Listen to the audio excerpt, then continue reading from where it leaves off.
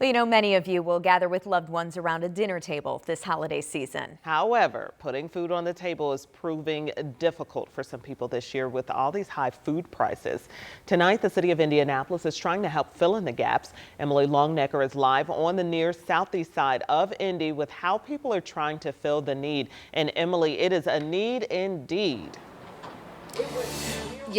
Yeah, Felicia and Jenny, it is quite a need. You know, there was supposed to be a food giveaway here today starting at 4 at the Stanley Strader Park Family Center, and it started early, and within an hour, all of that food was gone. 95 boxes. As one of the organizers told me, there is not even a can of green beans left here. The need also great at food pantries across the city. Take a look.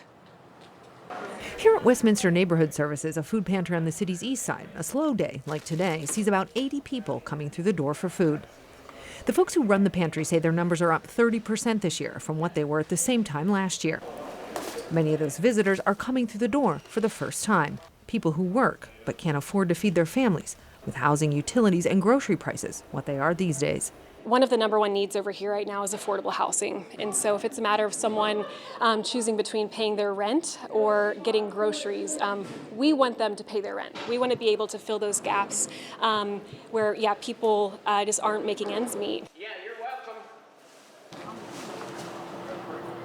And this need being felt across the city. A lot of folks dealing with fixed incomes. They are grappling with prices. Now, coming up tonight at 6, we'll introduce you to a family who is also in need. They say they just cannot afford groceries. They cannot make ends meet. They are frequent visitors now to a local food pantry. We'll have their story coming up. Jenny, Felicia? Oh, it's just heartbreaking. Yeah. But glad that there are community organizations out there giving back. Emily, thank you.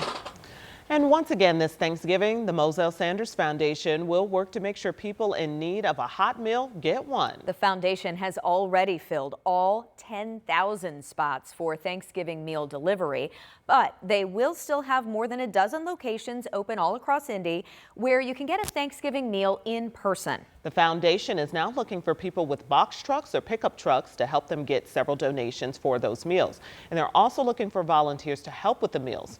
So you can learn how to help or where you can get a meal when you check out this story on our website. Just scan the QR code you see on your screen here. That'll take you to WTHR.com/SeenOn13. Well, the Indiana State Poultry Association is making sure Hoosiers in need have poultry products this Thanksgiving. And they gathered at the State House with the governor and Hoosier lawmakers to highlight their generosity. The State Poultry Association president told the crowd over the past year, Indiana poultry farmers and businesses have donated 250,000 pounds of duck, turkey, and chicken. They've also donated 1 million dozen eggs and 50,000 dozen duck eggs. And some of those products went to second helpings today. Sources of protein like poultry and eggs are essential to truly nourishing people and giving them a chance to think beyond their next meal. This is the 77th year the Indiana State Poultry Association has made this donation.